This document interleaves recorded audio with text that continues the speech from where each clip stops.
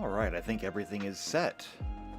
Not a whole lot to go into today. As far as setup goes, I don't have a whole bunch of notes to go through because today isn't going to be that kind of topic. I just have a couple of articles that I want to talk about, and I've got those pulled up already. Everything seems to be working. Audio levels look good. Very good. Alright, so when we get this started. Hello, Shadowcat back, and today I want to discuss something a little bit less concrete, a little bit more abstract, a little bit conspiratorial perhaps, because I can't really prove a whole lot of things. We're going to have to go through and actually use a little bit of kind of deductive reasoning here, a little bit of speculation, but I want to talk about why. That's a very broad question, but we're going to get into it. However, before we do that, I want to address what happened last week with the last lecture I did. The one we did on targeting children, because that stream is still up and nothing has been done about it for now. I don't know if that's going to continue to be the case. However, in the middle of the stream last time, I had gone through and I had broken down a 1 minute and 11-second clip from the children's cartoon Transformers Earthspark.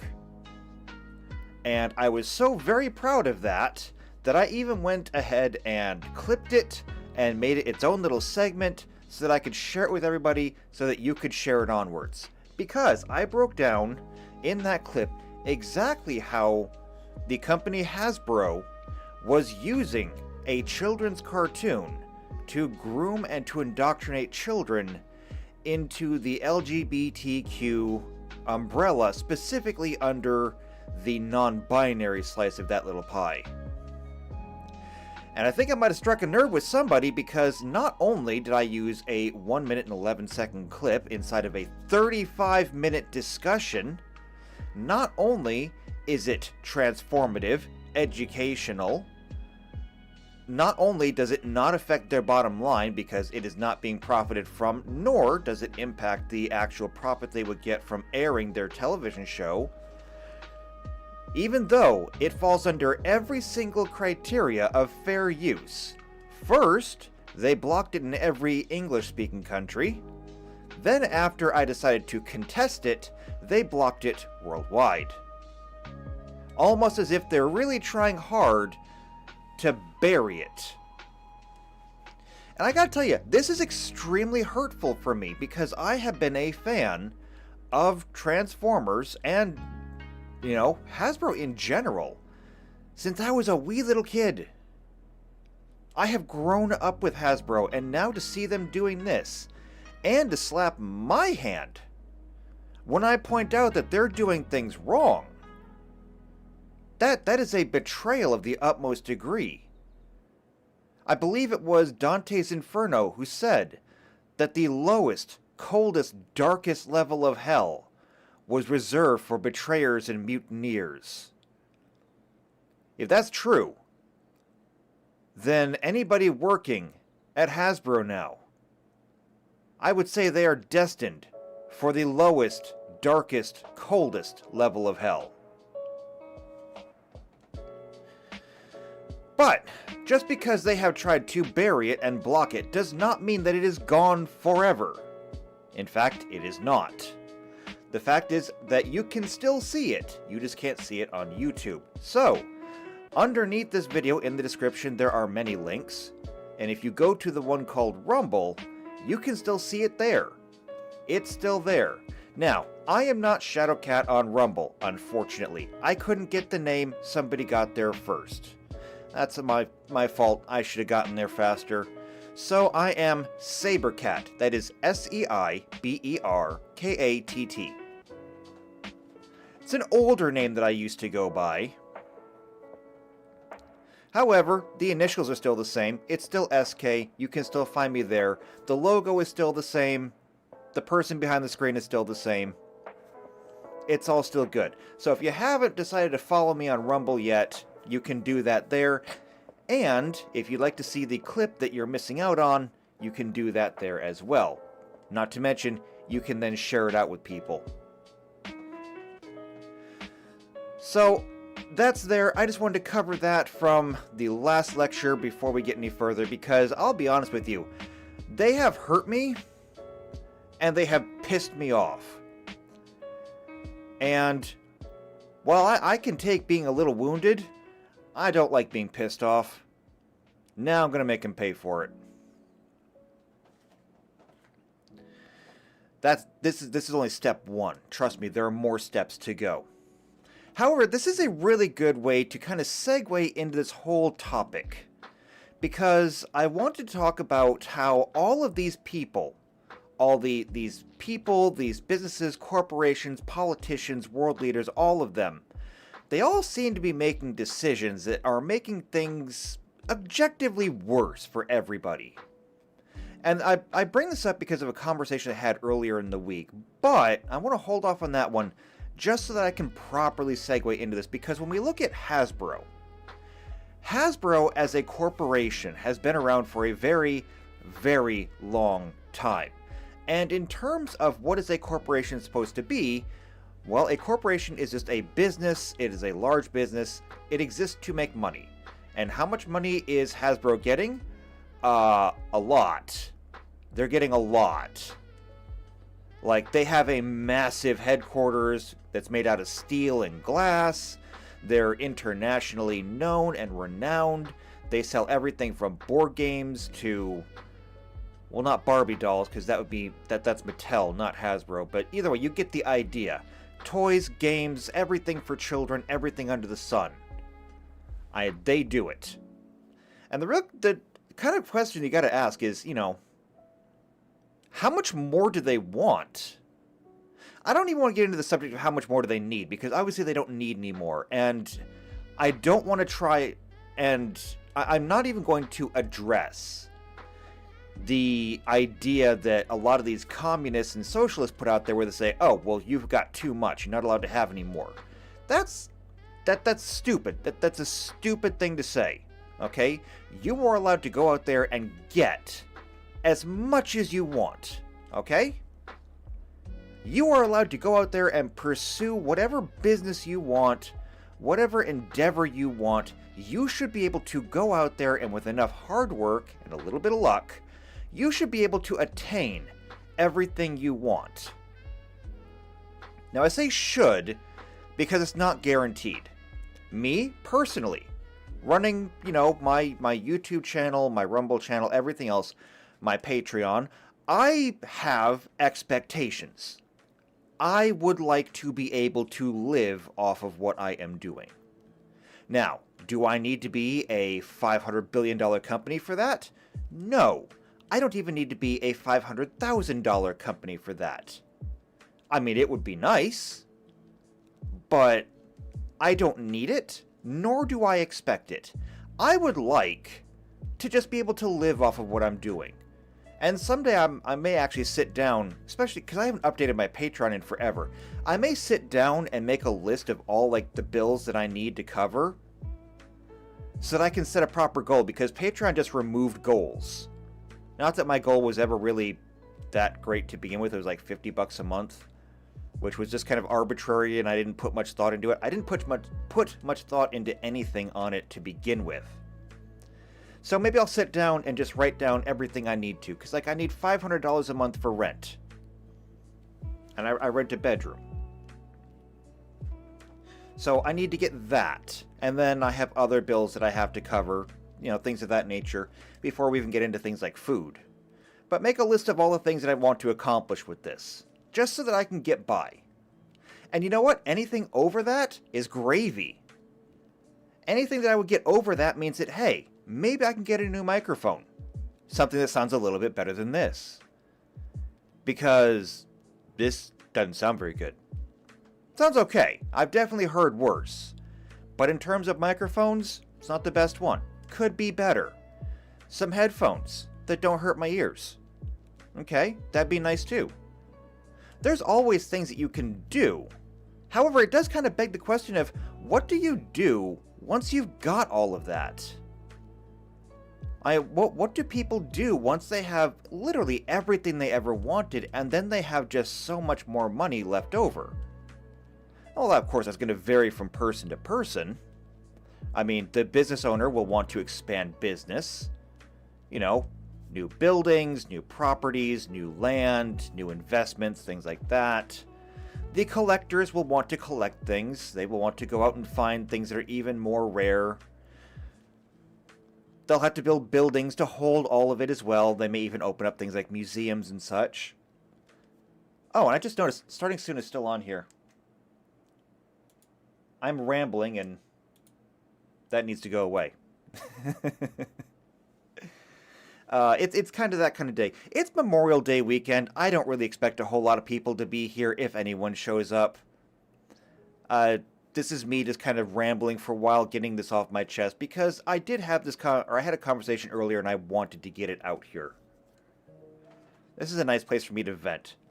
Anyway, though, the reason why I bring up, people and all the money they need or want is because eventually you're going to have all of your wants satisfied. You would think. For a company like, Hasbro, well, it kind of begs the question of what exactly is it that they want? Hasbro started off as a toy company.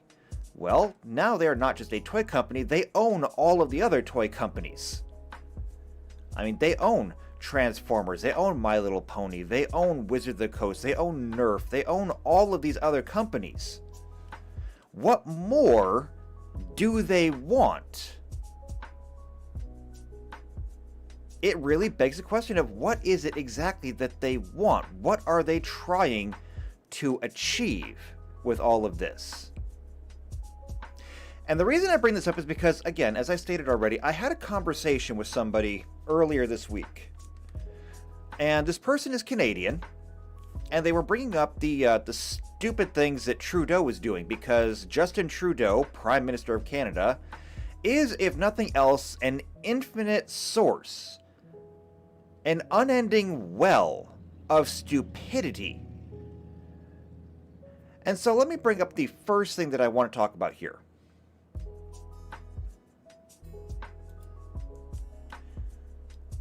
So this is from the nationalpost.com. I don't really want to comment that much on the National Post. I don't really care about them. Doesn't really matter to me. What does matter is the fact that we have the article here. So, Melanie calls Trudeau victim of fake news on Italy's LGBTQ record. Specifically, Giorgia Meloni is the Prime Minister of Italy. Justin Trudeau, of course, is the Prime Minister of Canada. And they met, as world leaders tend to do, and Trudeau, of course, called her out on Italy's record on LGBTQ people in front of the whole world. And of course, I thought that was kind of funny because my first response was, well, did Meloni call out Trump on his human rights record? Because if we're going to talk about rights, then Trudeau's history of human rights violations is a whole lot more than Italy's LGBTQ rights violations. And I say that because I have not forgotten yet what Canada decided they were going to do during the trucker protest. I haven't forgot about that. Neither has most of the rest of the world either. Because I can recall during the time of that, when Trudeau visited the United Nations, and it was while the police and the mounted police in Canada was going through and cracking down and breaking up the Ottawa trucker protests. And even the other smaller nations in the United Nations were calling out Trudeau, telling him that they had not seen such human rights abuses since Nazi Germany.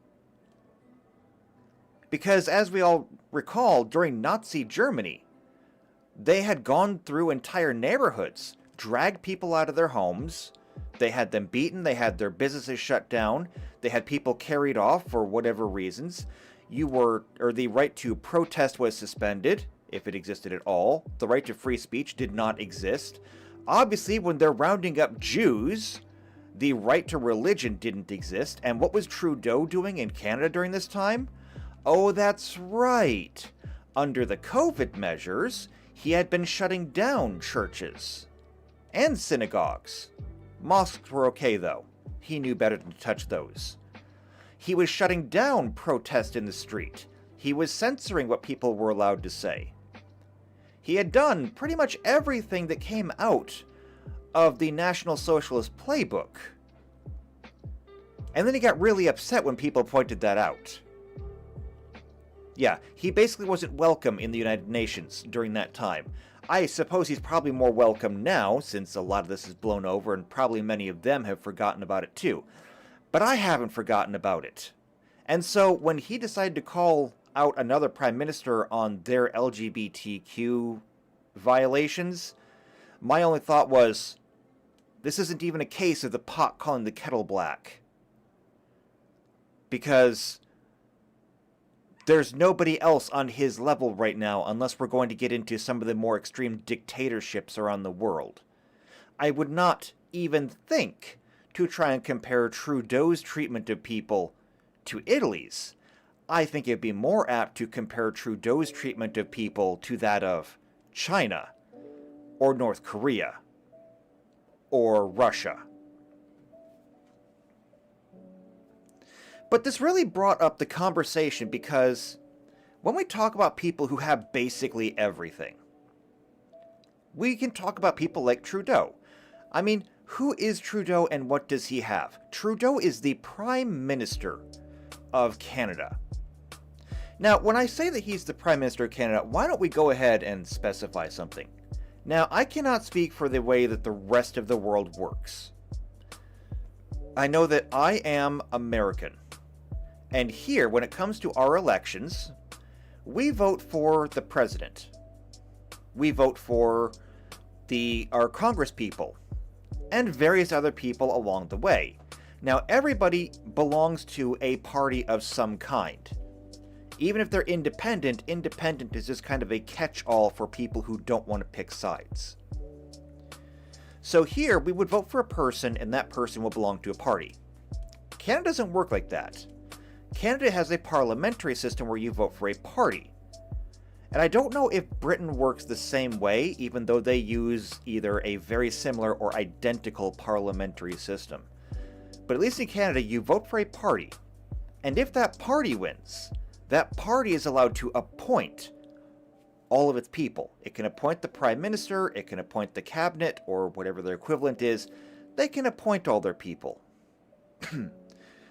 So Trudeau never even really had to work for the position that he's in.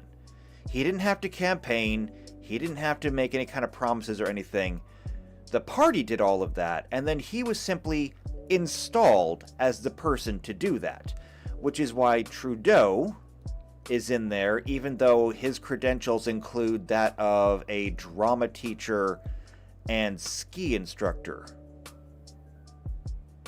Yeah. Very qualified for the job. Anyway, though, he's in there now. He has basically had to do practically nothing to get in there. And what does he want for? Okay, what does he want? I mean, does he want for food? No, he does not want for food. He has all the food in the country because, as I explained to people during the pandemic, he would be the last person in the country to starve. Even if the rest of the nation was to starve, they would be pulling in food all the way from British Columbia to Ottawa if they had to make sure that Trudeau was fed. Trudeau would never have to go without a meal. And in fact, people would die to give him his meal. They would raid every single grocery store, every single supermarket, every single farm stand on the side of the highway if they had to. So he's not going to want for food. Water? Same thing. They would drain a lake so long as Trudeau had clean water. After all, he's the leader of the country. Housing? He's the prime minister. He has probably the largest house in the country. I don't know what it would look like because I don't know where the prime minister lives, but I'm going to expect that it is something similar to what the US has, where we have our Capitol building, the White House, and the president lives in the White House. I suspect that Canada probably has something similar, so he's got a very nice house. So what else would he want for? Cars? He has access to any car he wants. Entertainment? If he's anything like ours, he probably has his own viewing theaters, he has his own game facilities, he'll have courts, he'll have everything. In terms of anything that you could buy with money, what could Trudeau possibly want? And think about it. Think about it not just in terms of Trudeau, but any world leader. What could they possibly want for?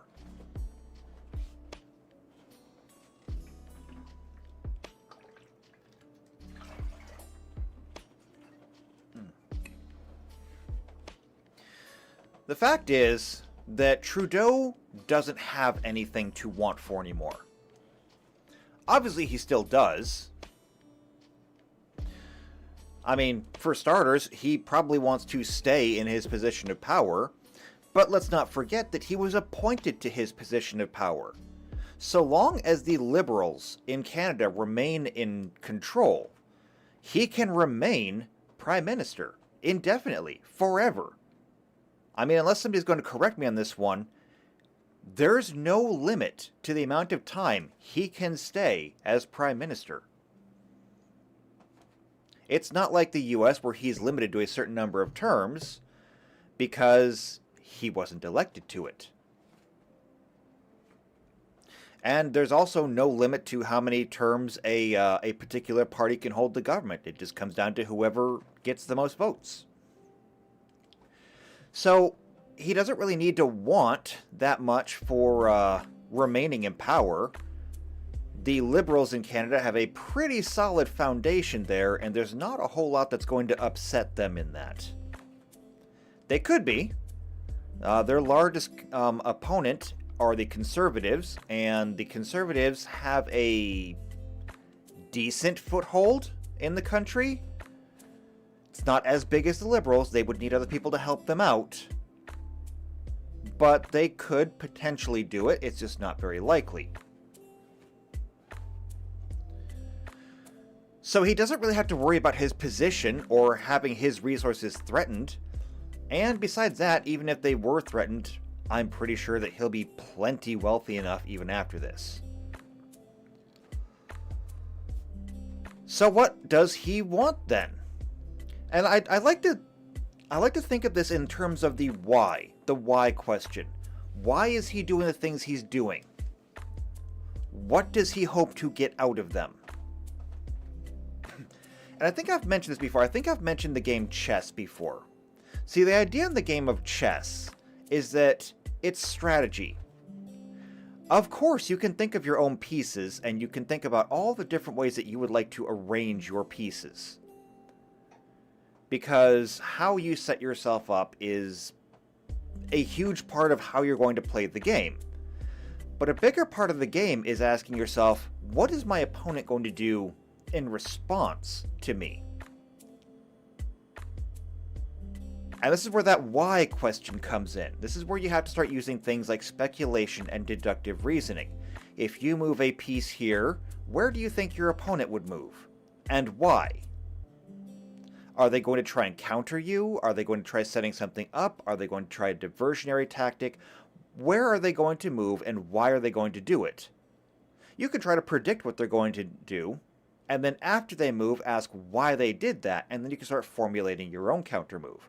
In this case, we have a world leader, in this case, Trudeau. We can see what he's doing, now we ask why he's doing it.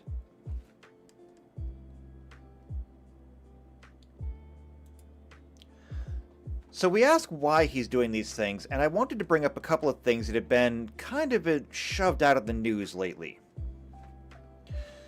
One of the things that had come out in the news lately that raised a lot of eyebrows is the fact that Canada has been working with the Chinese. Now, that on its own is not really anything to talk about because, well, everybody works with the Chinese. I mean, the US is in a state of Cold War with the Chinese, but we're still working with them. We still buy stuff from them. We still sell stuff to them. We still allow TikTok in the country. So even though we are in a state of Cold War with China, we still work with China. So why is the fact that Canada is working with China a thing? Well, because Canada has been doing two things of particular importance. And I wonder if I can pull them up as an article. The first of which is Canada has been running military drills with China.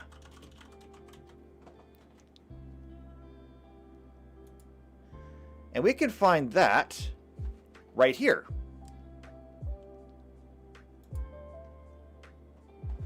So this is from the government of Canada itself. Military exercises with China's People's Liberation Army. The real question, of course, is why are we doing this? Okay? So there are a lot of questions here, and of course, being that this is from the government of Canada, you can trust exactly none of it. I mean, why would the government be honest with you at all in the first place? But even they don't deny the fact that they have been running exercises with the Chinese army. Why?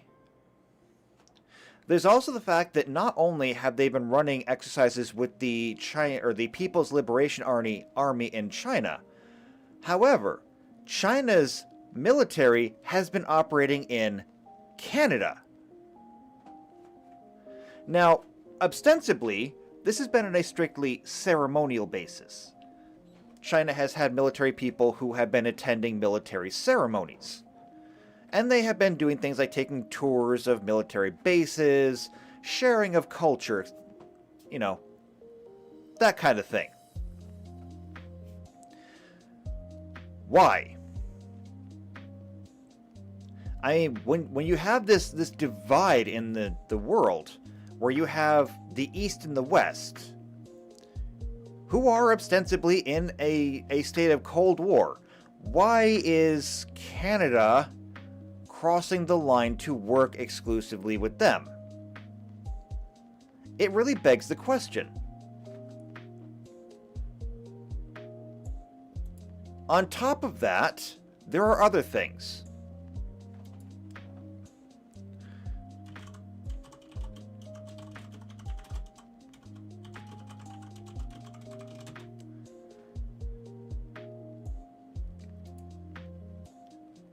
Let's see.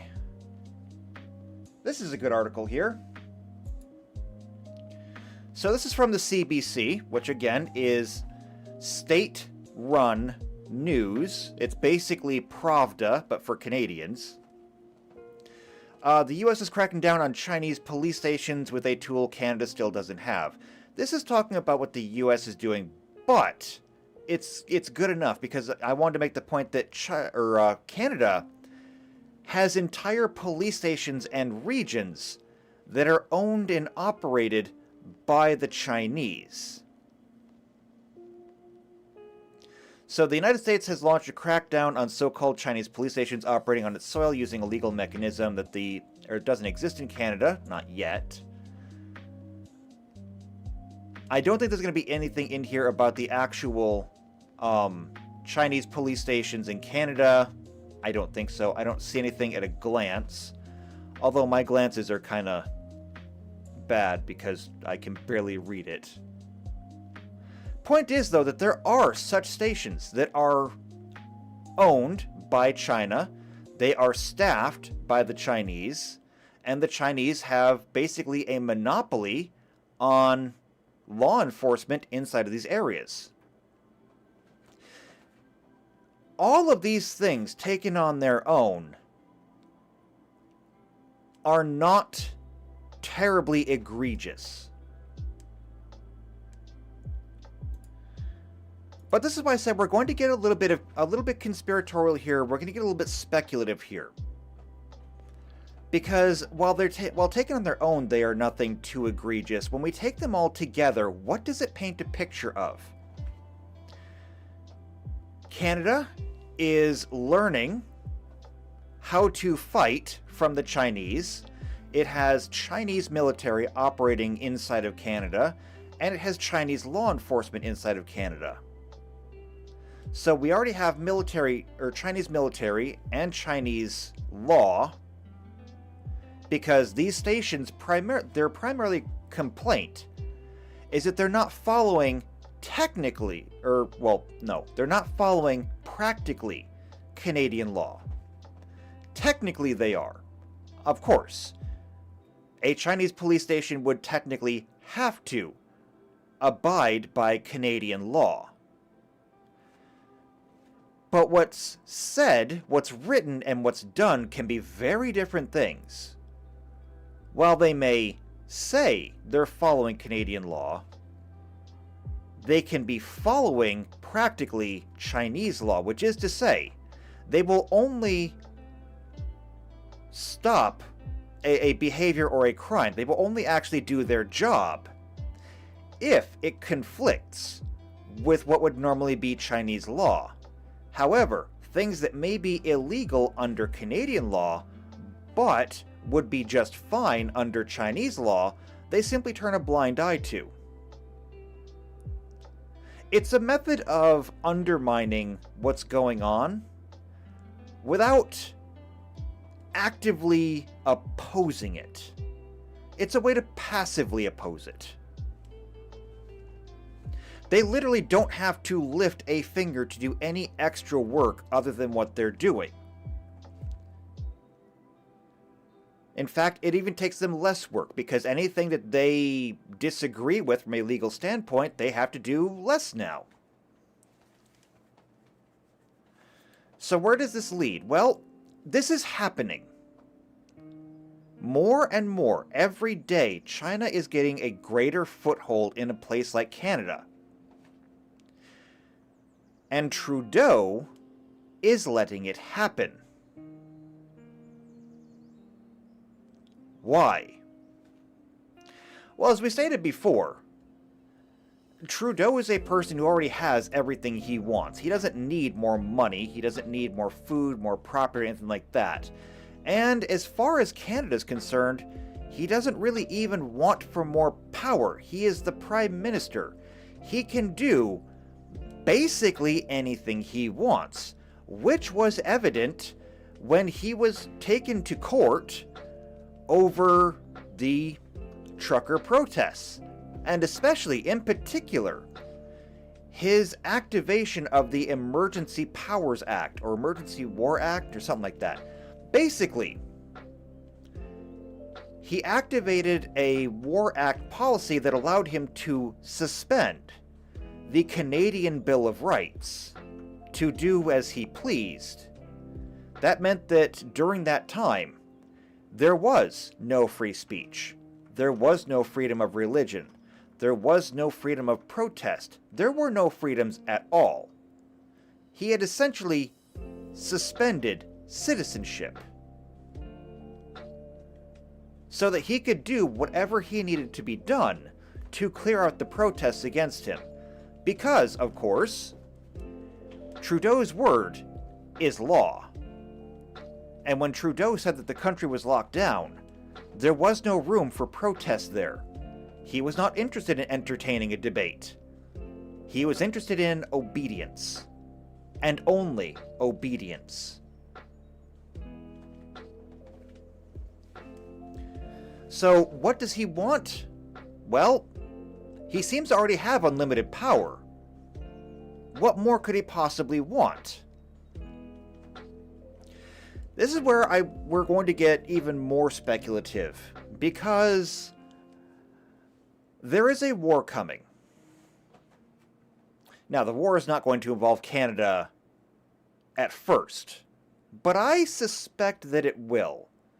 This is where I'm going to make some speculations of my own that are not, I don't think, shared by anyone else. And I really hope to God that I'm wrong about this one. But let's get into it. I believe that the US and China are headed to war. That is not unique to me. A lot of people think that, and I tend to agree with them. I think the US and the China are absolutely headed to war. What is going to be the catalyst for this? I don't know. A lot of people think it's going to be Taiwan, but I'm not sure. Because I don't think that the US is going to save Taiwan, especially under our current administration. I think that if China wanted to roll in and take Taiwan right now, they could do it. Ain't no one gonna stop them. But either way, no matter how it happens, we are going to end up at war with China. In light of that, knowing full well that Canada has been running drills with the Chinese, that Canada has been allowing Chinese soldiers to essentially occupy the occupy parts of Canada under the guise of, coming to share in culture, to see bases and things like that, knowing that they already have a security administration in place in various parts of Canada. If the US and China were to go to war, it would be a very difficult war. I mean, sure, we have electronic warfare now. We would be sending viruses and hacking and everything else back and forth. They would be blowing up our power grid, we'd be blowing up their power grid, things like that. However, it would be really, really hard for us to launch things like planes and missiles at them outside of things like ICBMs, and it'd be hard for them to do the same because the Pacific Ocean is a really, really big ocean. But what if we were to make an assumption? What if we were to speculate? What if Canada went to war with the US? Now, I know that sounds crazy, but consider the evidence that we have, and let's make a few assumptions. If Canada has been working with China on all of these various military endeavors, and if Canada is so very cozy with China, after all, let us not forget that Trudeau has praised China on multiple occasions for the way they handle their society. Trudeau has praised China on their control of information and the way that they handle the social media aspect of their country and their people. He's praised their laws. He's praised their law enforcement. I mean, you don't have things like protest in China because protest in China doesn't last very long. And if you want to debate that one, just ask yourself this. Whatever happened to the Free Hong Kong protest? Yeah, that's kind of gone now, isn't it? The protest disappeared right about the same time that people started disappearing. Because it turns out, you can only hide your face from the Beijing government for so long before they eventually find out who you are, and then you simply don't show up the next day. China doesn't do protest. And Justin Trudeau seems to like that. So if China and the US were to go to war, it kind of begs the question of which side would Canada be on? If Canada was going to get involved in any way, Canada would not necessarily have to get involved. Canada, historically speaking, has been one of the least involved countries in anything. Canada didn't need to be there in World War I, but they did go. Canada didn't need to be there in World War II, but they did go. Canada did not need to be in Vietnam, but they did send peacekeeping forces. Canada did not need to be involved in the War on Terror, but they still sent people. In fact, their snipers were some of the deadliest in Afghanistan. But Canada didn't need to do any of this stuff because, well, no one really cares about Canada. I know that may hurt their feelings a little bit, but facts are facts. But I think that China cares about Canada because Canada cares about China. Because I think that Justin Trudeau would like Canada to be China. He's already stated his admiration for them, he's already working with them, he's already invited several of them in, and the places where China is already owning and operating regions in China, he's free to let it go. So what if, and this is just a speculative what if in the case of a war with US, China was to activate Canada?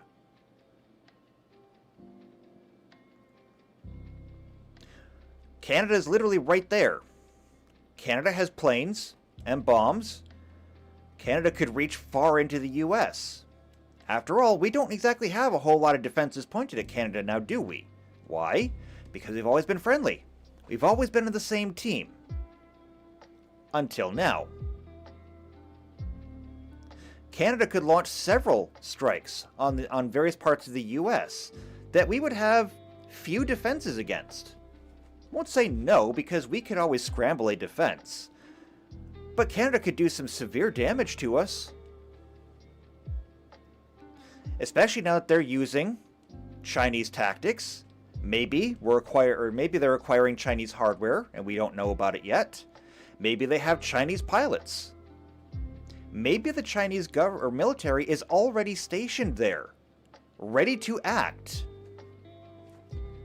And they're just waiting for China to say the word. Now I bring all of this up because I wanted to ask a single question earlier, and that is, why? Why would they do this? Again, we go back to Trudeau. What is it that Trudeau would get out of this? What is the benefit of this for him? And that's a question that we ask a lot right now. When we talk about people like the World Economic Forum, we talk about all these insanely rich people that are there, all the ones who want to make policy for the entire world. When they talk about policies like the ability to lock down people around the world, just in case there's another pandemic. When they suggest things like, we should have a global constitution instead of, independent nation constitutions. We should do away with borders and have a single global population, not national populations. When they talk about things like population control and overpopulation threatening the globe, even though the vast majority of the globe is uninhabited. When they talk about these things, we do ask the question of why are they doing this? More importantly, I think, is what do they get out of it? In the case of Trudeau, I actually think it's a very easy question to ask. Again, to bring it up, but during the trucker protests, he suspended, essentially, the Canadian Constitution. He suspended citizens' rights. And for that, he was tried, essentially. He had to go to the Supreme Court in Canada and answer for what he had done. Now, he was, of course, absolved of any wrongdoing. And so he walked free from that one, and he could even go out and say, yes, not only was he absolved of it, but since they found that he did nothing wrong, well, then that means that he must have done everything right. Obviously by process of elimination. But what if he never had to go through that at all? Why don't we speculate a little bit further? What if the US and China went to war? What if Canada went to war as well, on the side of China? What if we make one more assumption? What if the US lost? What if the US was either reduced to no longer being able to defend itself or simply surrendered? What would happen then? Well, a few things I think might happen. Obviously, as the defeated nation, China would take over the US. That's not to say they're going to move all of their people here. This isn't a game of Risk. But they would install a Chinese government in the United States. They would remove the Constitution. They would remove citizens' rights. They'd remove civil rights, all these things. We would operate under the same government as China. What would Canada get out of it, though? Well, without having the US there, without having, ostensibly the last free nation on the planet, although free there might come with some pretty heavy asterisks. Once the US Constitution was dissolved, Canada could dissolve their Constitution too. After all, why not? They've made their allegiances pretty obvious at that point. The entire world would know that they are a subsidiary of China, and they could start operating like China. China might allow them to have Alaska, since, it's already attached to Canada, and maybe some of the northern territories of the United States. Depends on how generous they're being. However, with the dissolution of the Canadian Constitution, it would mean that there would no longer need to be elections, meaning that Trudeau could stay as Prime Minister for life.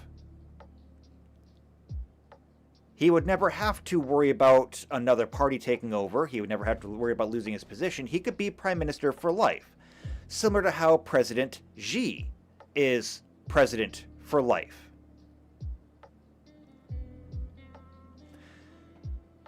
And in doing so, Trudeau would gain even greater power. Also, now that there is no constitution, Trudeau would be free to do literally anything he wanted in his country. All those people who had opposed him could be arrested and jailed, or even executed for that matter. Anybody who spoke out against him from then on could be arrested, similar to how they do in China. His political opposition, his social opposition, anybody could simply disappear, and Canada could finally become a one-party state. Unlimited, unchecked power. And Trudeau could rule Canada as its singular emperor, so long as he was to take a knee to China in the process. Now, is this all just speculation? Absolutely. Is there any proof for this? No. There's not a shred of proof for this. Nothing. But, while there is no solid proof for it, again, these are all assumptions that we can make based on evidence that we do have now. Is the fact that they're running military drills with China evidence that Trudeau wants to become the emperor of a single-party Canada? No. But it could lead to that.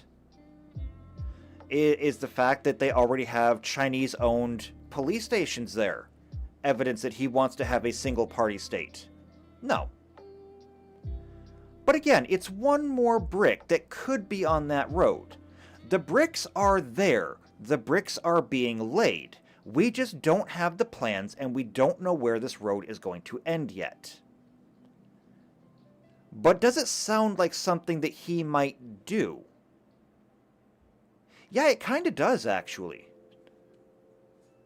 Everything that he has said so far, all of his words, all of his behaviors, they all kind of point in that direction.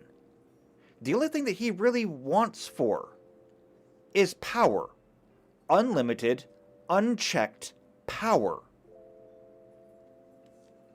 He wants the entire nation of Canada subservient to him. And while we can argue as to whether or not that's true, whether or not this could even happen, the fact of what he has already done to his people in Canada is honestly proof enough for that. We don't need to have a further discussion onto what does he want Canada to do for him. He's already demonstrated that.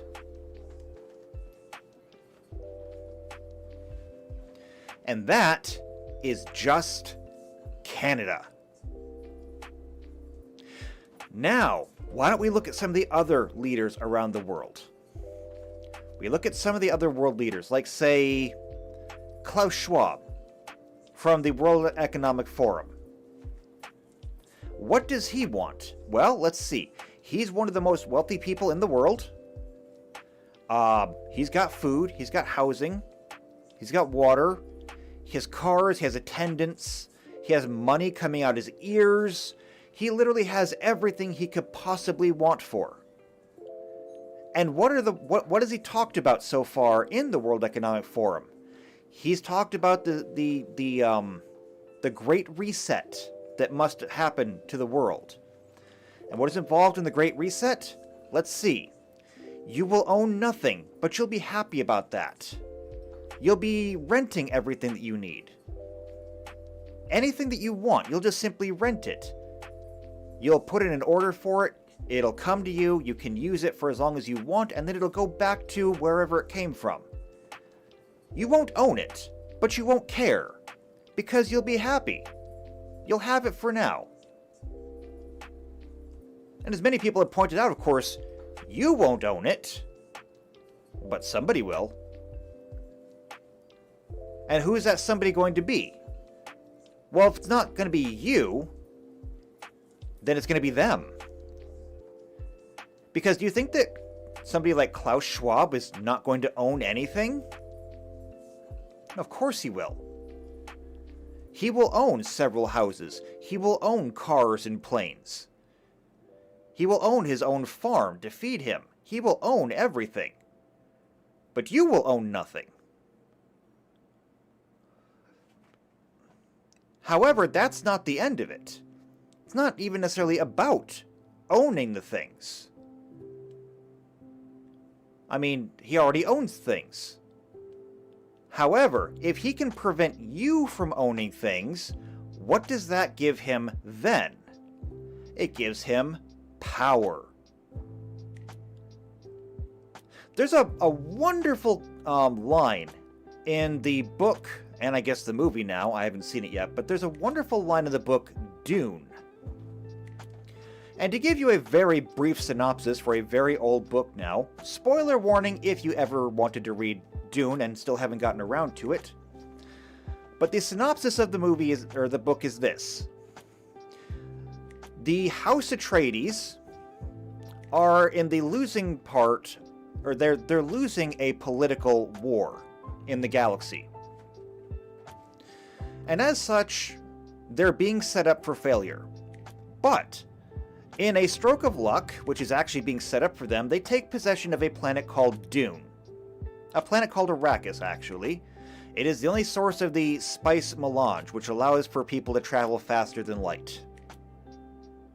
Now, of course, this is the planet that everyone is fighting over, and they're being set up to hold this so that when the next battle comes, they can wipe out the entire House Atreides and take control of the planet Arrakis in one fell swoop. Obviously, because House Atreides are the good guys in this story, that doesn't happen. But something does happen at the end of the book. Because now that they have the planet Arrakis and they have the spice melange, they threaten the rest of the galaxy and say, if you make one more attempt to destroy us, destroy our house, to harm us in any way, we will destroy all of the spice. Because that is really what power is. Power is the ability to say no. Why is it that nobody likes being told no? Because being told no means that you have no power here. that you are not able to affect the world around you. You may not even be able to affect your own life. Nobody likes to be told no. And what they implied when they said that we will destroy all spice is that we will tell you no. In fact, we are telling you no. You will do what we say, or we will take away faster than light travel from you. We will take away the life-lengthening effects of spice, and then you can all die. We can tell you no. And when it comes to this idea with the Great Reset that you will own nothing, and of course by extension, they will own everything, that means that they can tell you no. That is power. Specifically, it is power over people. When we discussed Canada and the one-party state that I think that Trudeau would like to have there, that gives him absolute control over people. You can only say what he allows you to say. You can only go where he allows you to go. You can only do what he allows you to do, and if you do anything else other than that, you can be arrested. You can be disappeared. You can be never seen or heard again. Similarly with the Great Reset, if you do not do and say everything they tell you to, because you own nothing, you can be reduced to nothing. They don't even necessarily have to go through and make you disappear. If you're not allowed to go to the grocery store and buy food, then you will starve. If you're not allowed to live in your own house, because, you're renting and your agreement says that you can be removed at any time, then you can freeze in the streets during the winter.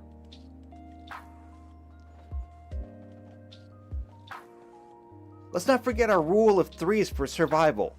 3 minutes without air, 3 hours without shelter, 3 days without water, 3 weeks without food. As I've explained in a previous direct message on cancel culture, if you can take one of those away, you can kill a person without ever having to lift a finger. This is how cancel culture works. And I know this is a bit of a tangent topic, but this is how cancel culture works. See, once upon a time, if you had a disagreement with somebody, it might come down to fisticuffs. Or maybe somebody ends up dead. Maybe somebody ends up lynched and hanging from a tree. Maybe they end up shot. Or just beaten to a pulp. These things are illegal, though. So how do we deal with people now? Well, the urge to kill people hasn't gone away. We still want to do that. So if you can't do it directly, you have to do it indirectly. Enter cancel culture. Instead of going for the person directly, go after all of their resources. If they have a job, get them fired from their job. If they have a rental agreement somewhere, get their rental agreement broken. Make it so that they can't eat. Make it so that they have nowhere to live. And sooner or later, one way or another, your problem will disappear. Either they have to move and leave your area, or they just die. And as such, cancel culture is basically a way to execute people without having to necessarily lift a finger against them. Similarly, if you own nothing and people like the World Economic Forum can control everything, then you don't even necessarily need to be canceled by a group of activists or whatever if you put a toe out of line. Your ability to procure resources or shelter can simply be taken away. All those things that you're renting can be repossessed. The home that you're renting, because ownership is no longer allowed, you can simply be removed from it. This is one of the reasons why people are so wary of things like digital currencies. Because once your currency is entirely digital, and once it is being controlled by a central agency somewhere, whether that be the government or an international government or anybody else, like, say, the World Economic Forum, after all, it's right there in the name, they could simply turn off your money. Think about this. All they would have to do is go click on a computer, activate your profile, and then simply press a 0 and enter. And just like that, 1 to a 0, you have been turned off. Your bank accounts no longer exist. Your cards no longer function. And with no cards, no money, no bank account, in fact, perhaps even your citizenship itself can be turned off. That means that you no longer are able to work if it's your citizenship, so you don't have a job anymore. Even if you did have a job, though, if they turned off your bank account, then there's no way for you to be paid for your job. If you can't be paid for your job, then all you have left is the food in your cupboards. Because you can't buy any more. And I see that I have JP in the chat. Hello, JP. Welcome to this depressing episode. So if you can't buy food and all you've got left is what you've got left, then how long is that going to last? And then once you're out of food, what do you do then? And that's assuming, of course, that you have enough time there to survive what food you have left. Currently, in most places, most Western civilizations, if you're going to be kicked out of a rental place, they usually have to give you notice. Usually it's like 30 days to vacate the premises. But once, you own nothing and these people literally own everything and control everything, who says that you get a 30-day chance to find a place to live? Maybe you don't. After all, one of the big problems that we've had lately, especially when we're talking about places or people like Bragg in New York and other attorneys across the country, is that they have been bought and paid for by people like George Soros. People who have dumped tens to hundreds of millions of dollars into things like elections to get certain people installed in certain positions. This has been a big problem in most Western countries for a long time. The idea of foreign money inside of elections. They're worried about people in Congress or Parliament that have been bought off by certain interested parties. This is not new. This has been going back all the way to the 1950s in the US. Probably further back in some other countries. But if they can do that, and they are doing that, after all, Alvin Bragg, then why can't they change the laws to get rid of things like the grace period for eviction? They can. They probably will. So as soon as you get canceled, as soon as you get taken out of the system by a place like the World Economic Forum, you can simply be removed then. So now, it doesn't really matter how much food you have left in the cupboards. You have to grab whatever you can carry and leave. And so now that you're on the street, you have no money, no house, no food, you're homeless, you're going to be starving. What then? Well, actually, now that's something very interesting, because that would technically make you one of the homeless. Homeless is something we have a big problem with right now. And it really has been asked in places like California, why is it that they keep inviting more and more and more people to come and be homeless in a place like California? The number of homeless in California is going up, not down. And when they do things like decriminalize vagrancy, when they decriminalize drug use, when they decriminalize things like petty crimes. They're only encouraging more and more people to come there to be homeless and all that. Why? Well, as I've stated before when we discussed good and evil, I've said that they do this on purpose. It's really just an excuse for them to accrue more and more power. After all, as they say, never let a good crisis go to waste. And of course, they don't. But what do they do once they have ultimate power? What do they do if they have unchecked power and they never have to worry about losing it? Do you really think that the homeless problem would remain? What would be the use for it then? After all, one of the key identifying things for the left is that they do not brook useless things.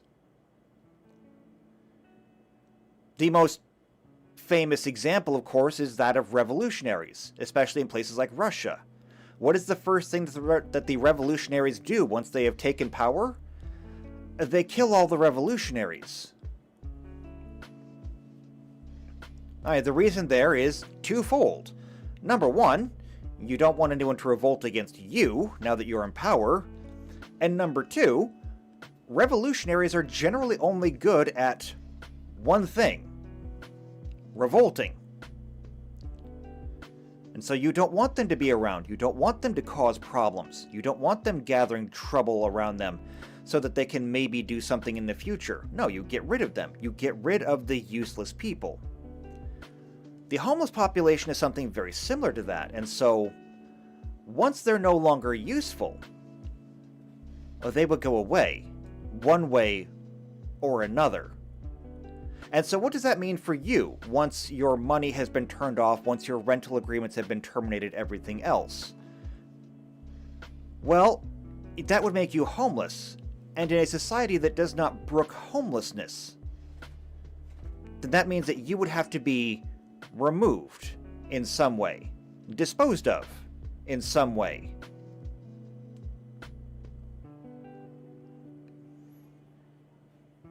As you can see, they can just simply tell you no to existing. And let's not forget that, we have things like the Chinese social credit score. Just in case you were thinking that, well, if that were to happen, then perhaps I would just go live with family or friends. I could crash on a couch somewhere for a while. Don't forget, however, that not only would you be turned off from living in society, but that anyone who associated with you would run the risk of ending up in the same way. After all, you can be tracked wherever you go. You can be tracked now with a phone. We can see where you go everywhere, every day, if you've got a phone. In the future, that's only going to get easier. So no, nobody's going to help you because nobody will want to risk their own life. And while all of this is going on your level, think about what's going on at the higher level, at places like the World Economic Forum, who, as I stated, are the ones who own everything now. You will own nothing. They will, though.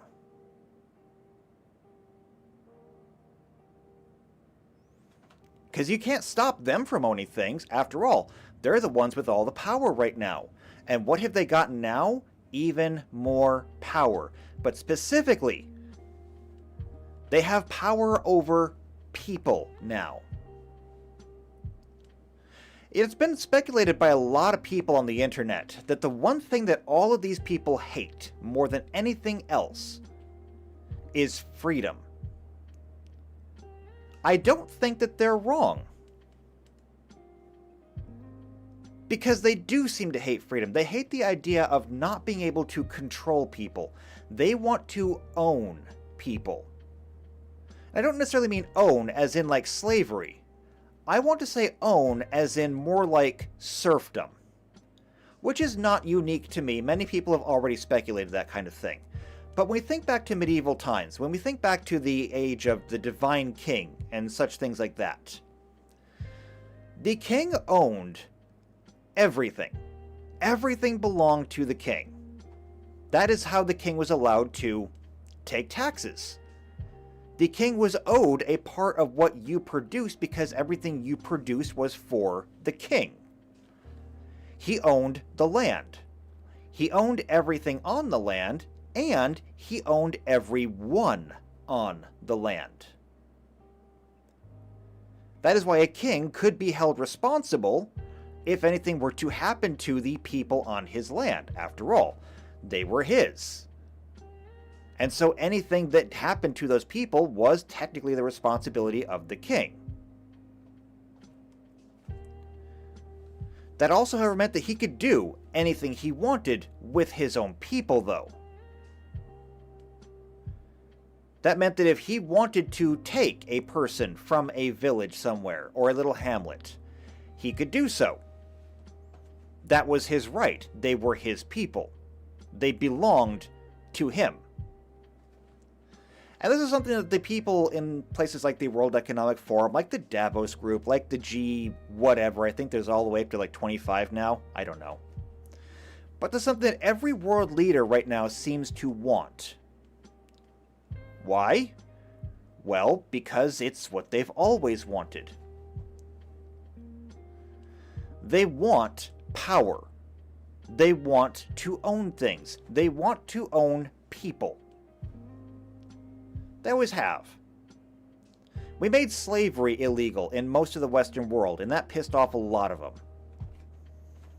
And they're not going to come out and say it. You can't prove it. Again, this entire lecture today is almost pure speculation. But we can judge by actions. We can judge by what they've done. When we look at places, or almost every Western nation, we look at immigration. A lot of people are asking why. Why is it that there are millions of people pouring over the U.S. southern border? Why is it that we go to places like London, in Britain, in England? Why is it that London is now minority English? And the rest of Britain is coming behind it. Why are Germans becoming a minority in their own country? Why are Spanish becoming a minority in their own country? Why is all of this happening? Who benefits from it? And the answer is actually pretty simple. By bringing in all of these people, you are creating an underclass. They are essentially going to be serfs. They will be owned by the state. They will not have any rights of the citizenry. And as they come in and the citizenry is reduced, sooner or later there won't be enough of the citizenry left to really count for anything, and they will have an entire underclass of serfs who will work tirelessly all day, all night, and they will tithe to their nation, to their king, whoever that may be, and whom, because these people are not citizens and have no rights at all, no civil rights, no human rights, nothing, the state can do whatever it wants to them, which means that if any of them was to get a little bit uppity and try to do something like, say, lead a revolution against the state, then the state can simply come in and crush them without any fear of reprisal, without any fear of retribution, without any consequences at all. After all, non-citizens don't get to go to court. Non-citizens can't call the police.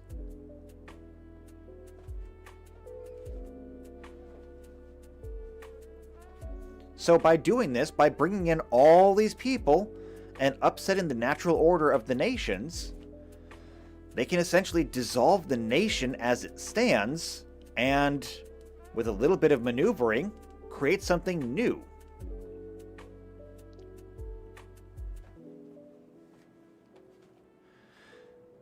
So this has been kind of the entire thing that I want to talk about today, but it's not the only thing that I want to talk to, because in the same vein, there was another piece of news that came out today, or this week rather, that I want to talk about.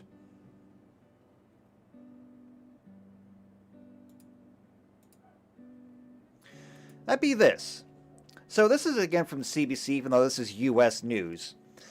But this week, the Oath Keepers leader Stuart Rhodes sentenced to 18 years in prison for Capitol riot crimes. Now, that title right there is a little bit misleading. However, the subtitle, Rhodes, defiant in speech before sentencing, was convicted of rare seditious conspiracy charge. Now, this is something that we all knew was coming if you've been following the entire J6 debacle. But this is important, and I'm going to explain to you why exactly it's important. Now, this guy, Stuart Rhodes, was present in D.C. at the Capitol building on January 6th. However, very importantly, he never actually went into the building. He was there, he was an organizer, but he wasn't one of the people who actually did anything while he was there.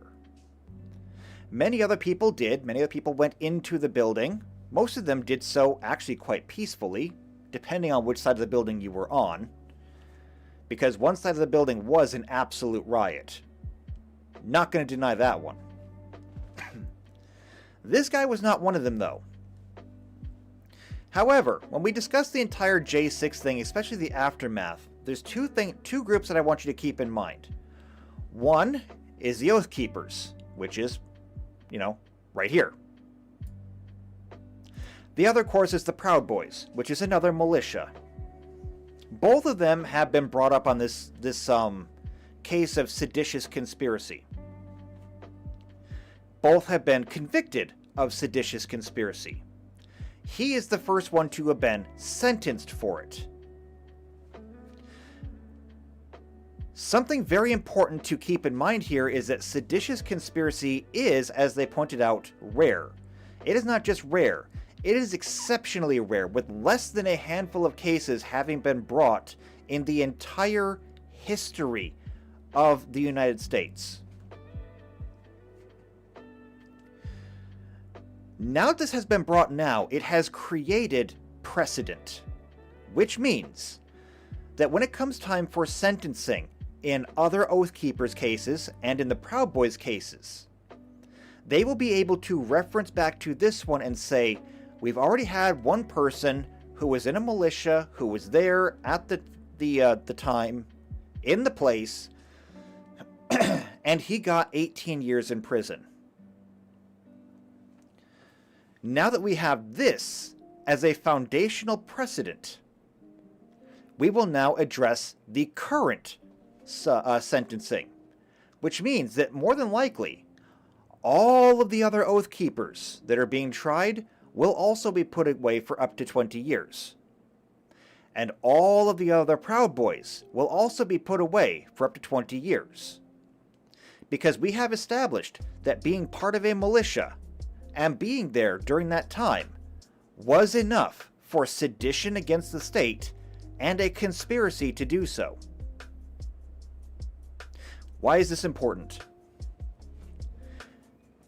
This foundational precedent will be used, and it will be used for more than just these cases. It has already been established in previous cases. I can't give you the actual case right now, I can't remember it. But people have been advising that you no longer have a neighborhood watch. And why should you not have a neighborhood watch? Actually, let me see if I can find this real quick. So,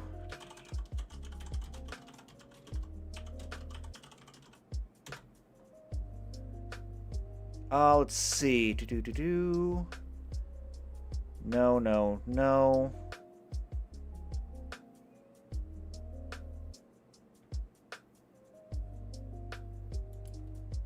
Let me try this.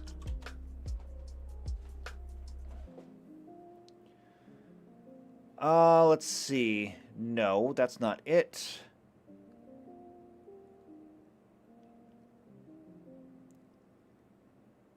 That's an actual section. Is that good enough for this conversation? This might be good enough for this conversation. Chapter 9, Title 18. Who can read this? Oh well, whatever. There. If you're not already blind, this will probably make you go blind. I'm already blind, so it doesn't actually affect me, I just can't read it. At any rate, what had happened was, a neighborhood watch had done something. I think they had shot somebody or something like that who was sneaking around a neighborhood breaking into houses. This is not something that is entirely new. We've had many such crimes like this as of late. What it was new in this one, however, is that when the prosecutor was bringing up the case, the prosecutor filed conspiracy charges. Why was that? Because the neighborhood watch knew that houses were being broken into. As such, they had met, they had discussed it, they had organized, and thus, since they were all in on it, when one of them did find the person and did shoot them, the rest of the neighborhood watch was able to be charged under terms of conspiracy. Because even though one of them had done it, they had all discussed it. I think Rico might have also been kind of involved in there. I'm not sure. I don't remember. But, fact is, because they had all discussed it, they were all now conspirators to the crime. This is important because now when we come back to the case of the Oath Keepers and Proud Boys in the US, this precedent can now be applied to all other militias. All of them.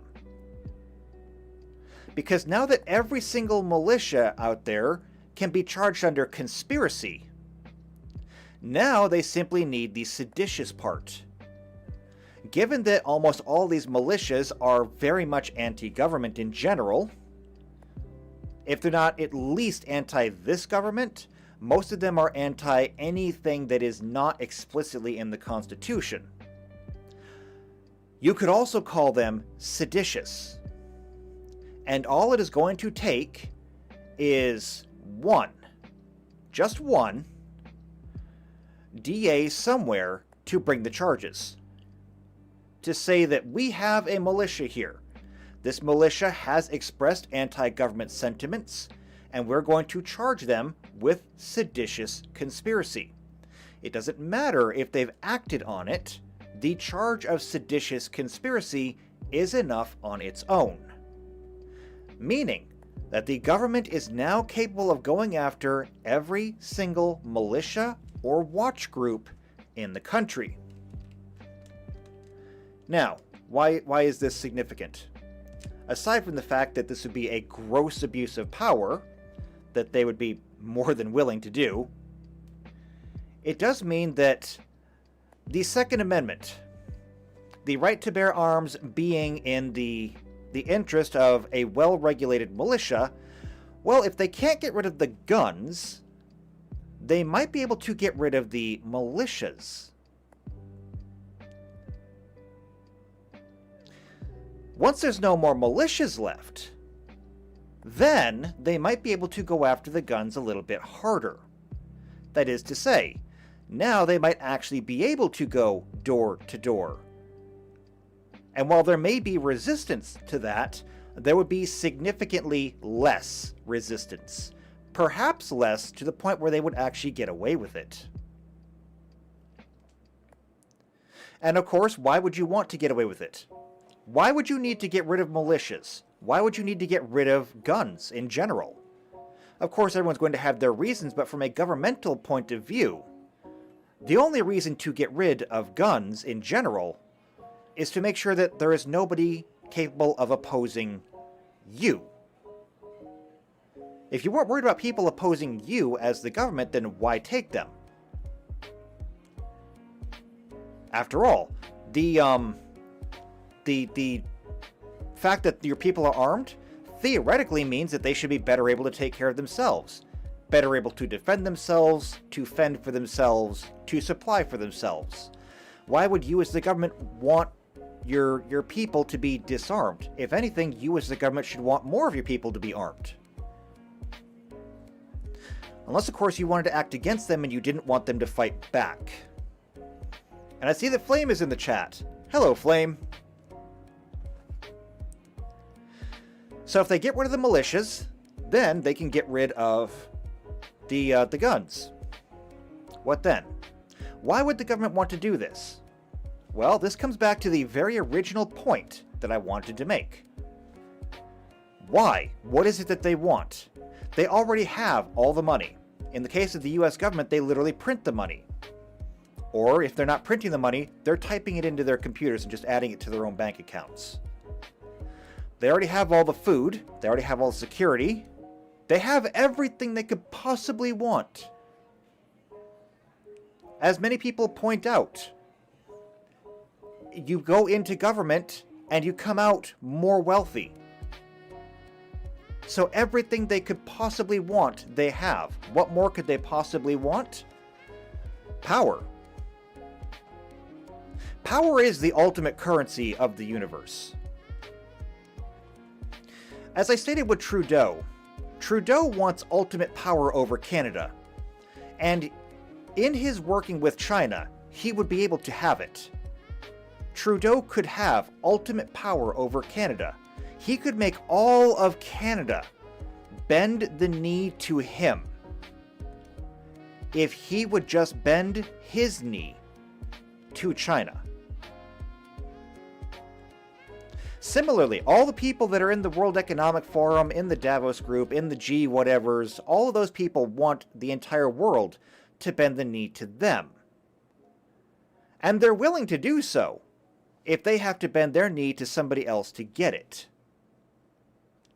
Similarly, you have people like, our people in Congress who want to get rid of things like the Second Amendment entirely, who want to make the idea of self-defense illegal, like they've been doing in places like Chicago, New York, San Francisco, Portland, places like that. They want to take away your right to self-defense, and they want you to kneel to them and ask for their protection, and they're willing to kneel to somebody else as long as they get to have power afterwards. So in the US, we would have a case where we would have basically ultimate rule by whatever president for life happens to be in power. In this case, it would be Biden, although his life is coming to an end pretty quickly. So whoever takes over after him, probably Hillary Clinton. She seems like the kind of person that would do that. And then everybody under her could have power as well, so long as they toe the line and bend the knee to her. Picture it, every single senator having complete dominion over their state, so long as they gave dominion to the federal government. Is it that outlandish to think? Is it that conspiratorial? I don't think so. A little conspiratorial, I do agree, but not that out of line. I could easily see it happening if they could simply get away with it. They haven't been able to yet. However, they have the advantage of time. All they have to do is win once. And so they can keep trying again and again and again, and someday they will win. It's inevitable. If they keep trying it enough times, sooner or later they will win. They will find a strategy that works. Of course, then they have the problem of actually keeping it, which is why I've always said that they will lose in the end. They have no ability to hold on to it. Much like Stalinist Russia, much like Maoist China, they think they can run everything themselves. They can't. And at the end of the day, they will destroy everything in the attempt. But it's what they want. They want to have complete dominion. They want to own land, they want to own people, they want to own resources, they want to have everything. And they're willing to do anything to get it. And Flame just says, things just sound more clear when you explain it. That's what I'm here for.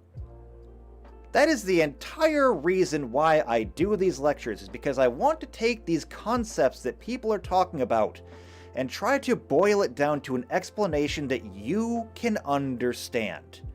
No fancy terms, no abstract concepts, no obscure references. I just want to make it understandable. And in this case, like I said, you can go to any news station, you can listen to any other YouTuber talking about, oh, the World Economic Forum is a threat to our very existence.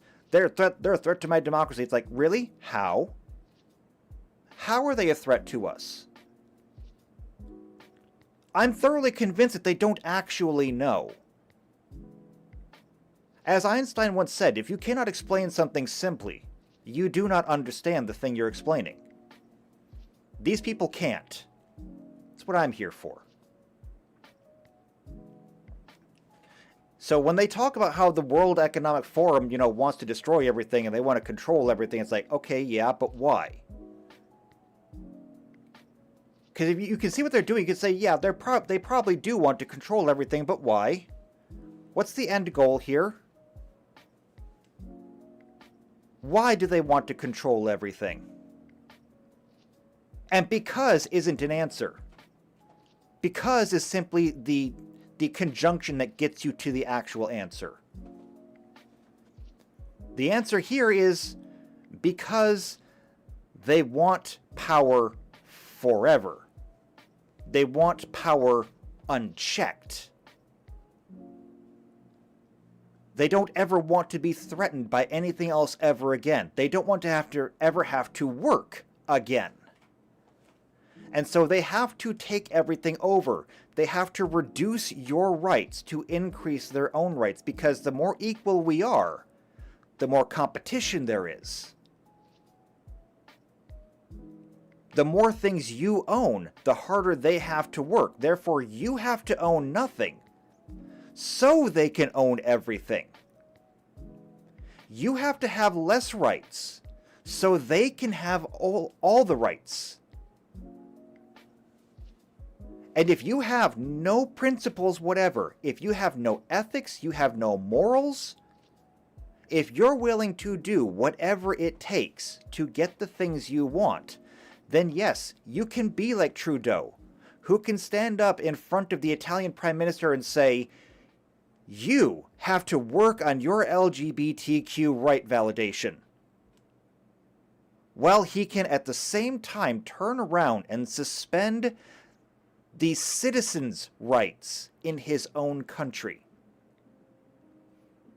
It is literally the equivalent of Kim Jong-il? Kim Jong-un? I don't know. Whichever one is the leader of North Korea right now, coming to the US and complaining about how many fat people there are in the US.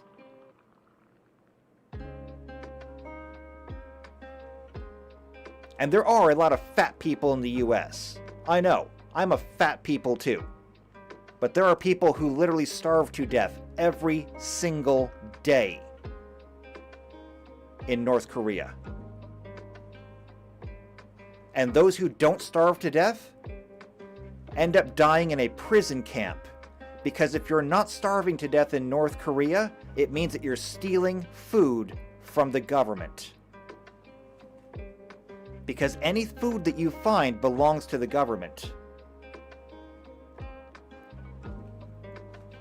It is North Korea literally operates the same way. What was it called? I don't remember. It's Ukrainian history during the Soviet Union. It's not the Holodomor, is it? I don't think so. No, I think the Holodomor was something else. Anyway, when they actually did try to wipe out Ukraine, or at least a city in Ukraine, by starving them to death, because they would come in and actually weigh people, and if you were gaining weight, it meant that you were a criminal. Or if you just weren't losing weight, it meant you were a criminal, because they were intentionally not feeding them. They were intentionally not giving them enough food because they wanted to starve all of them out. They wanted the entire city to die from starvation, malnutrition, and disease.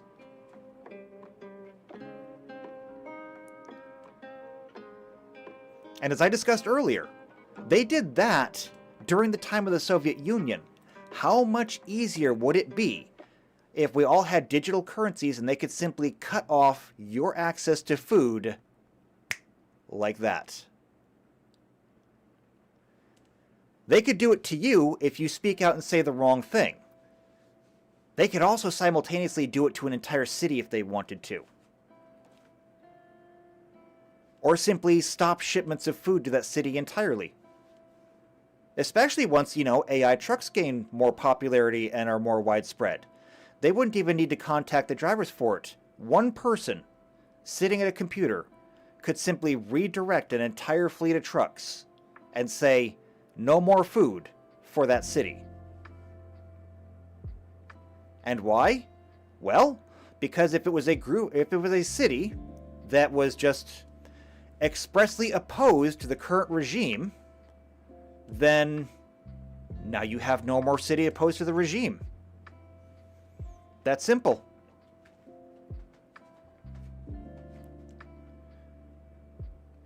Under these circumstances, you could do that to an entire state as well.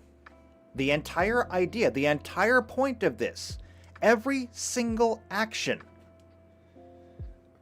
has one end goal: consolidating the power and preventing anybody from being able to threaten that power again. And it doesn't really matter where you look, whether it is world leaders like Trudeau, like Xi, President Xi, like Kim Jong-un, because Flame corrected me on that one. Look, they're all Kim Jong. I can't keep them all straight. I'm really bad with names. All the world leaders that seem to be doing this, they're all doing it for the same reason. When you look at places like BlackRock, Vanguard, Soros, who else? I don't remember. There's a lot of them out there. They're all doing it for the same reason too. More power, more rights for them. Less power, less rights for you. It doesn't matter who. All it matters is that they all have the same end goal. They may all take different paths to get there, but all roads lead to Rome. There is just one ultimate goal, and that is unchecked power. Flame says, reminds me of CGP Grey's Rules for Rulers video. Here's the thing about that, though. They don't want it, because they don't want to have rules. I did watch that video a long time ago, and one of the important things in that video was that if you wanted to be a ruler, you have to take care of your foundation. You have to pay off the right people to make sure that they're happy with you. You have to protect the people who are operating your policies. You have to spend your power, your influence, your treasure to take care of the people under you. These people don't want to. They don't want to, which is why they're seeing such a big push for things like technology, things like artificial intelligence, because for every single bit of artificial intelligence we deliver, they can replace one of those people underneath them that CGP Grey says you have to take care of. At the end of the day, even those people have to be removed. Less rights for them, more rights for you.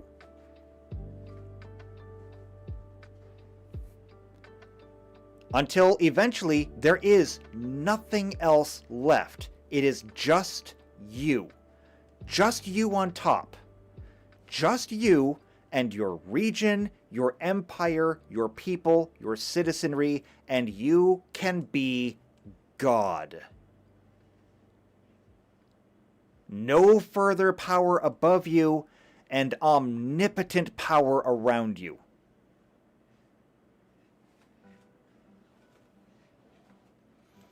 Flame says, yes, reduce the amount of keys to the least amount you need, until eventually you need none. That's the goal. And of course, you got to cut out a lot of people before you get there, which is one of the reasons why they are big on depopulation. Especially as automation grows. And for that matter, you know, if it's only you on top, if you're the only person that needs to be taken care of, you don't need that many people to take care of just you. You'll need people to farm your fields. You'll need people to maintain your water supply. You'll need people to produce your entertainment and make all of your artwork and everything. But you don't need to have an entire nation of millions of people for that.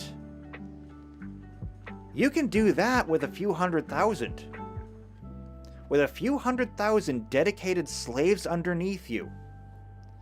You could have all the food you ever needed, prepared in any way you wanted. You'd have clean water for the rest of your life.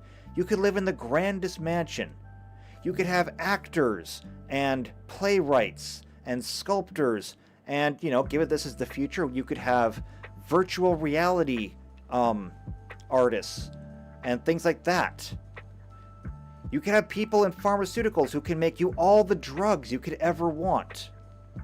And you don't even need that many people to do it. And the less people you have, the less the odds are that they can revolt against you in some way. Depopulation.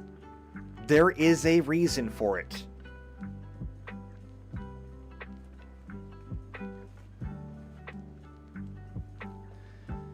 So that's kind of what I want to talk today. I mean, that's about all I've got left for this one. I think I've beaten this one pretty much into the ground at this point. But I wanted to get it off of my chest because I hear it a lot. I hear people that talk about these things and no one ever seems to understand why all this is being done. They know what's happening. But when they look at it, like there was a story that came out just yesterday. Just yesterday. I heard about it when I was watching Tim Pool. Because nobody else is talking about it. It's a woman who is now a quadriplegic. Because she was in New York, she was waiting for the subway train. And as the train was pulling in, okay, she got pushed into it. Not in front of it. But apparently some guy came up behind her, whatever, grabbed her head, and then slammed her head and the rest of her body into the moving train like it was a melon and he was at a Gallagher performance. Just grabbed her and slammed her head, shattered like 2 cervical vertebrae, and paralyzed her like, I think it's like 80 or 90% from the neck down. And a lot of people are asking, why would you do this? Why would you do this to somebody? And the very first video I ever did, okay, the very, very first direct message that I did here was on empathy. And when I say empathy, you've got to understand that there is a difference between empathy and sympathy. Okay? You don't need to have sympathy for somebody to empathize with them. Okay? All you have to do is be able to put yourself in their position, see things through their eyes, feel things through their heart, to empathize with somebody. And perhaps I expect too much. Maybe this is something that I'm capable of doing and most people are not. I don't know. I never thought about it that much. I'm capable of doing this, to put myself in his position and say, why would I do this? And you know what the answer is? Because he is in custody. We have talked to him. The answer is because... why not? It seemed fun in the moment. It was satisfying to watch her head smash against it and watch her tumble across the platform. It was cathartic. It was fun. It was satisfying. Morals didn't come into it. Ethics didn't come into it. He doesn't share any kind of common culture with the rest of New York City. He did this because he wanted to. That's it. He wanted to in the moment. It was a primal urge. He satisfied it. He didn't care about the consequences of it. He still doesn't care about the consequences of it. He doesn't feel bad about it. He feels bad that he got caught. He doesn't want to be in jail because of it. But he doesn't feel bad about what he did, and given the chance, he would do it again. It takes a certain degree of empathy to look at what he did, to put yourself in his shoes and understand why he did it. In a similar vein, we can also put ourselves in the shoes of these world leaders and say, why would I be doing the things that they're doing? How am I going to benefit from this? What do I get out of this if I say, crush the Canadian protests and suspend their civil rights? Okay? What do I personally get out of basically turning off Canadian citizenship for a day or 3? And I find that if you can do that, if you can put yourself in that position, see it from there, and really think about it, many of these questions are not as hard as people make them out to be. Flame said that things just sound more clear when I explain it. They're not more clear than they already are. It's just a different perspective. Because I'm explaining it the same way that they would explain it if they were being honest about it. Of course, they're not being honest about it. They have to hide it. Why? Because if they were going to be honest about it, nobody would, or everybody would oppose them. Because the things that they want are monstrous. The things that they want are the epitome of evil.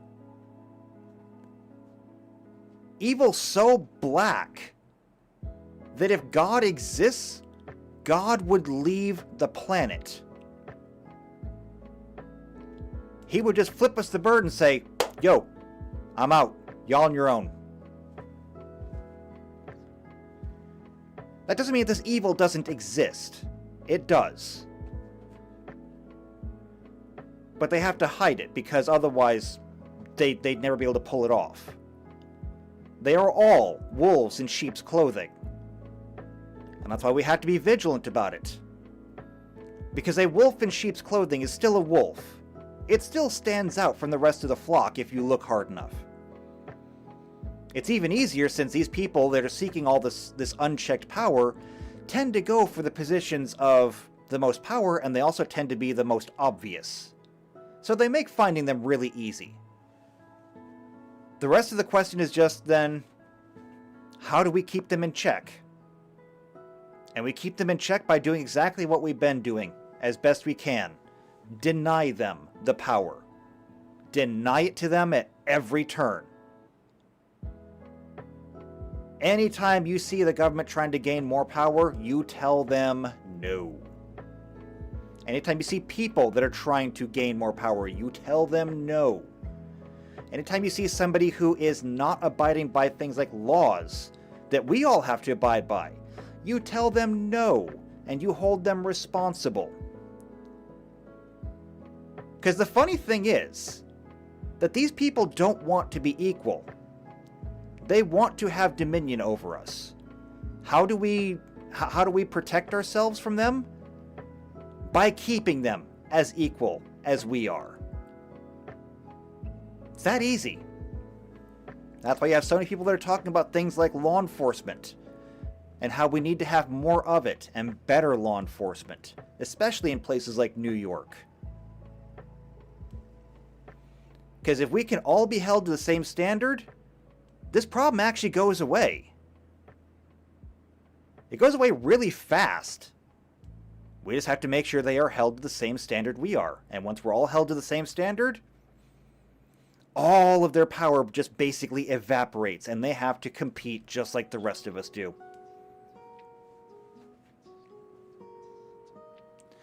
Anyway, though, I think that's going to be enough for today. I didn't actually think that this conversation would go on this long, but hey, if I can stretch this out into almost 2 hours, I can do anything. I hope you've taken something away from this at least. I hope I was able to illuminate something. I think I did.